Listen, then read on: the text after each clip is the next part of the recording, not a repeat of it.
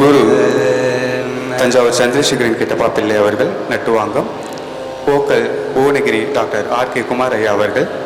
மிருதங்கம் தஞ்சை சபாபதி சந்திரசேகரன் அவர்கள். Violin Bhuvanagiri RK. Saravanan ஐயா அவர்கள். நிகழ்ச்சியின் துவக்கமாக அலாரிப்பு, அலரி, அலர்ப்பு என்று பல்வேறு பெயர்களில் குறிப்பிட்டு தற்பொழுது அலாரிப்பு என்று அழைக்கப்படுகிறது. சபை வந்தனம் அல்லது சபை வணக்கம் என்றும் அழைக்கப்படுகிறது.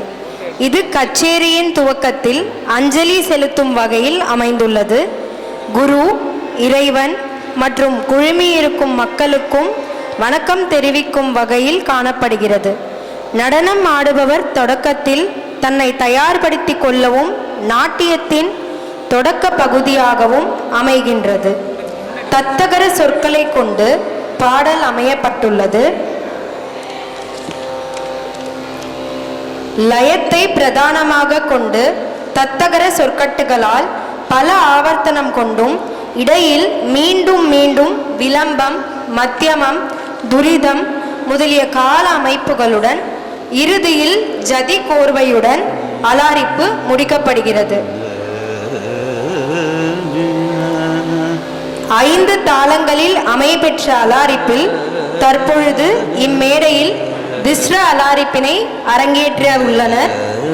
திஸ்ர அலாரிப்பு தாளம் திஸ்ர ஏக்கம் இயற்றியவர்கள் தஞ்சை நால்வர்.